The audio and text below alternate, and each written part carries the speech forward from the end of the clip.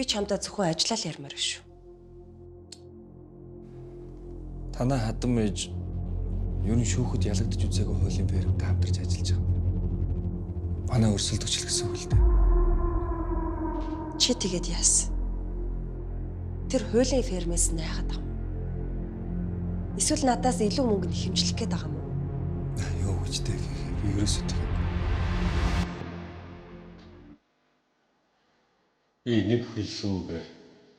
Олон хэлдэг хүмүүхэ зуршилтай байна. Чи ерөөсөө миний охин сал. Би чадахгүй би гэгээд хайртай.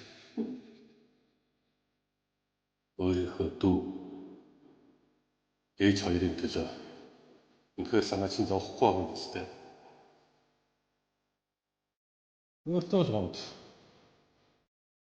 Өндөр нь амьд явах боломж гэрийн болгон олдоод байдаг юм да. Гэхдээ Зайда! Чиний гарт байгаа дүүги чинь ирээд чамаас шалтгаал ээжийнхээ амнасны төлөө санаа зовхгүй байгаа бол чи өөрөө хий.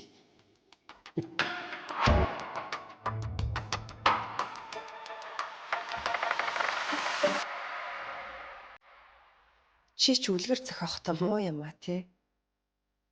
Яасан? Үгсэн хүн үг хэлдэггүй болохоор миний муу аавыг муу хүн болгохоор шийдсэн юм уу? би ерөөсөө тэгээгүй. Би аавын бүх бичиг баримтыг өөрөө зэгцэлсэн болохоор мэдчихэв. Чиний яриад байгаа шиг тийм хуурцаг огт байгаагүй шүү.